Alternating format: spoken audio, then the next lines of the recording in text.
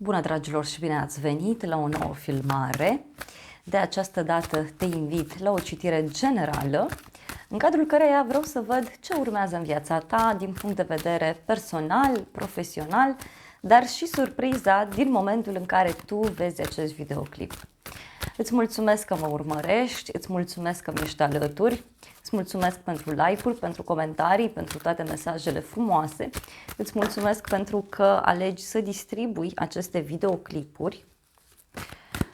Bun, deja a ieșit un mesaj important, da? Pentru tine. Ok. Văd aici că, nu știu, parcă e un moment de liniște, de pace. E ca și cum o relație sau un parteneriat, ceva, a ajuns la un nivel înalt, doar că deodată așa lucrurile s-au cam răcit aici. De asemenea, văd că ești într-o perioadă în care îți știi foarte bine drumul, știi foarte bine încotro vrei să ajungi. De asemenea, ce văd aici foarte clar este faptul că este o perioadă în care faci niște drumuri pentru a rezolva o chestiune financiară sau ai niște negocieri, niște discuții. Lucrurile se mișcă destul de lent aici pentru tine, doar că ele cumva sunt cu un rost. Bun, avem 7 de monede, personal vorbind. Te afli într-o așteptare, aștepți de mult timp un răspuns de la cineva sau poate pur și simplu ești într-o perioadă în care analizezi foarte mult tot ceea ce s-a întâmplat până acum, într-o relație, undeva anume. Fie tu faci o ofertă cuiva, fie cineva vrea să-ți propună ceva anume. Avem regina de spade, deci un moment aici de răceală. Din punct de vedere personal, văd că ceva se clarifică. Regina de spade spune despre o legătură cu o zodie de aer, Gemeni, Balanță, Vărsător. Este clar aici că în urma acestei analize, în urma acestei discuții, ceva se clarifică, ceva începe să arate altfel. Hai să vedem 7 de monede, despre ce vorbește. Turnul și 4 de bâte. E ca și cum cineva vrea să amâne un anumit lucru aici.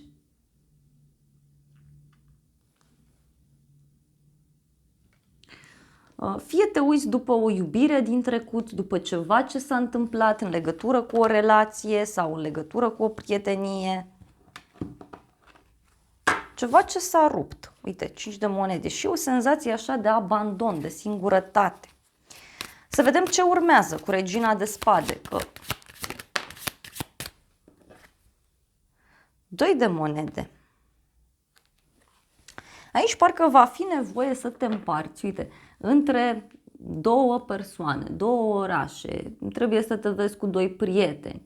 Pe de altă parte, văd că ceva se hotărăște în legătură cu o stare de indecizie. Deci cineva care tot a jonglat aici în 2 direcții. Este o nesiguranță, uite, un duel. Deci foarte multă dualitate și probabil din acest motiv mi-apare mie această senzație aici. 4 de monede, 3 de cupe. Se ia aici o hotărâre, da, care ține și de o petrecere sau e ca și cum te întâlnești cu cineva, persoana asta îți dă o veste, te simți sigur pe tine, ești stabil, ești liniștit și, uite, petreci sau te bucuri. Poate să fie și o hotărâre care ține de o relație, poate e o hotărâre care se ia, uite, în urma unui drum. Hai să vedem în continuare. Aici avem regina de monede, deci o legătură pentru unii cu zodii de pământ, Taur, Fecioară, Capricorn. Văd că ești într-o perioadă în care te concentrezi foarte mult pe planul acesta material.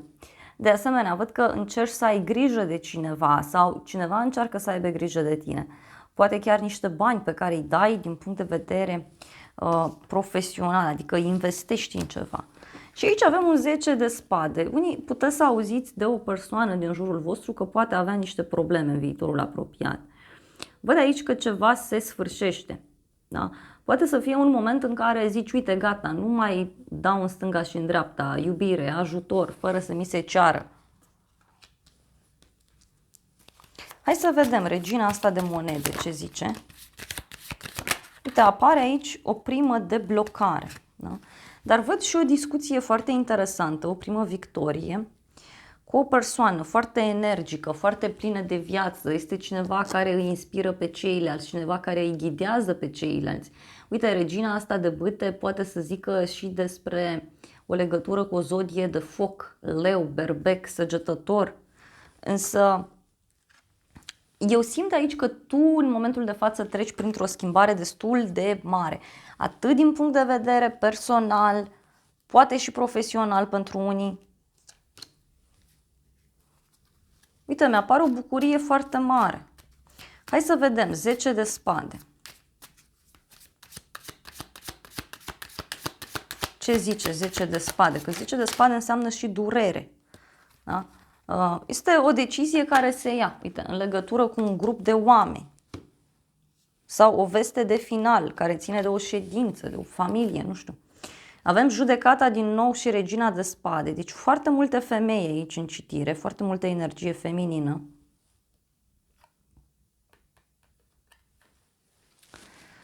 Văd o persoană aici care ia o hotărâre extraordinar de importantă.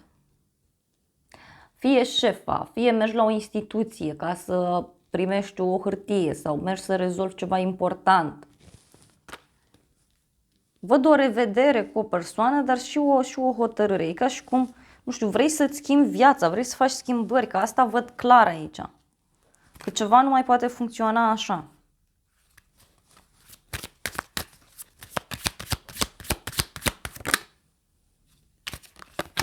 Poate este ceva legat de un suflet pereche sau o situație care este din trecut. E ca și cum vrei să acționezi mai matur, vrei să spui lucrurilor pe nume, nu prea mai merge așa să fii călcat în picioare, pentru că simte energia asta pentru unii dintre voi. O să mai cer o carte.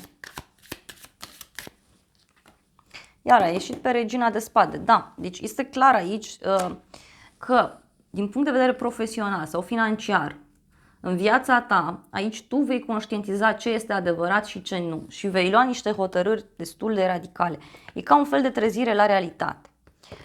Surpriza vine din partea cavalerului de bâte, surpriza vine de la o persoană care se entuziasmează foarte ușor, este o persoană pasională, energică, cineva care se simte invincibil. Poate e cineva care nu tratează lucrurile cu seriozitate și avem și îndrăgostiții. O legătură cu zodia Gemeni.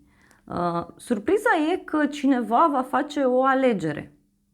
Surpriza este că poate, știu eu, tu deodată vei fi pus în fața unei situații și vei alege iubirea, pasiunea, vei alege să te simți bine, să fii entuziasmat.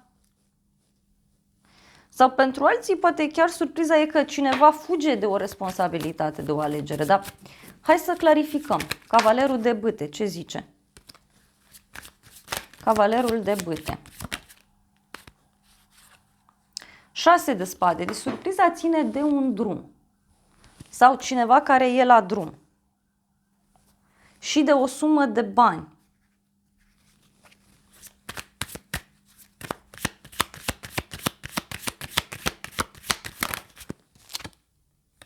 Asul de bâte. Deci uite aici o nouă activitate pe care o poți face împreună cu persoana iubită, care poate să aprindă o flacără acolo sau să o reaprindă, dar pentru alții văd clar un nou început, o nouă pasiune, o idee care îți vine, ceva ce se petrece aici. Este o veste bună pe un termen foarte lung. Ia să vedem, îndrăgostiții.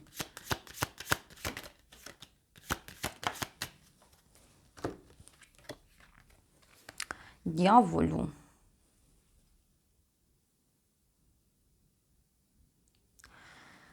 Și ce mai văd este că cineva aici îți poate declara că are niște regrete în legătură cu ceva ce a făcut în trecut.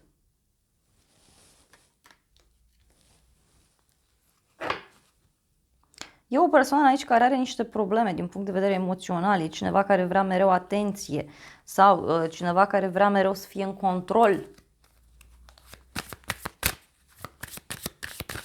Și cum îndrăgostiți aici? Asul de cupe, deci tu aici primești o șansă, primești o veste bună.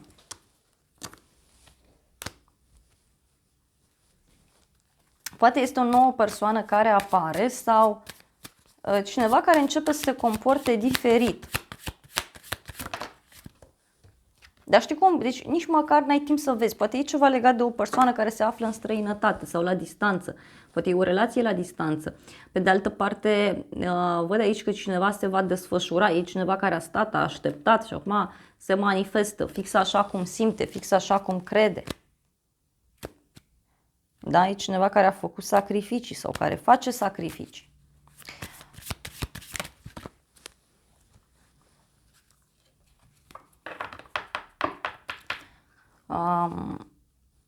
Uite, un rege de monede, un rege de bâte. Pentru doamne, nu știu, poate e o concurență aici și trebuie să alegeți. Pentru bărbați, la fel, poate, nu știu, aflați de o persoană că mai are pe cineva. Posibil și asta. Hai să vedem și niște cărți, da?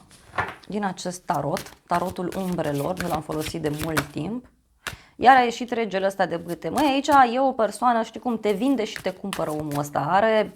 Are un mod de a se manifesta extraordinar de... Wow! Regina de cupe, 10 de cupe. E cineva care zice, gata, ești persoana perfectă, ești persoana potrivită.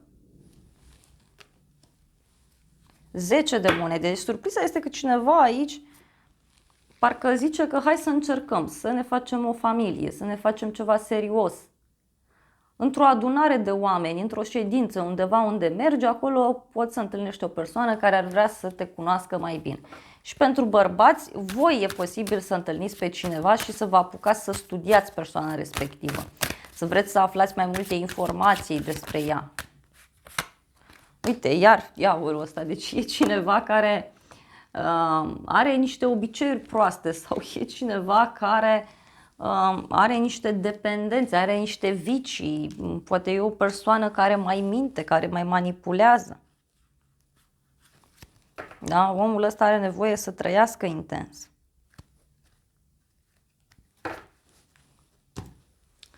Hai să vedem și acest tarot ce spune pentru tine. Avem o persoană foarte inteligentă, e o persoană care e înlăcrimată și nu zice. Și ca și cum primești o veste bună, primești o invitație undeva, da? de la persoana asta. Și e posibil ca acest om să-ți dezvăluie cum că îi pare rău, că s-a întâmplat ceva. Uite, e cineva care vrea să te revadă. Poate este o persoană care te-a mințit în trecut sau care te-a supărat. Și, uite, surpriza e o întâlnire în care omul ăsta o să-ți spună cuvinte frumoase, o să te laude, o să te aprecieze. Să vedem și oracolul ăsta ce spune. Ia uite, o nouă iubire sau o persoană necunoscută. Poate pentru unii e vorba de o nouă etapă într-o poveste de iubire.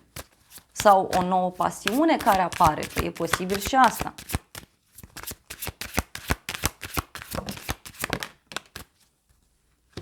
Dar e ceva ce se întâmplă așa foarte rapid. Ceva ce se întâmplă rapid, ceva ce se finalizează rapid. Și are legătură cu o casă.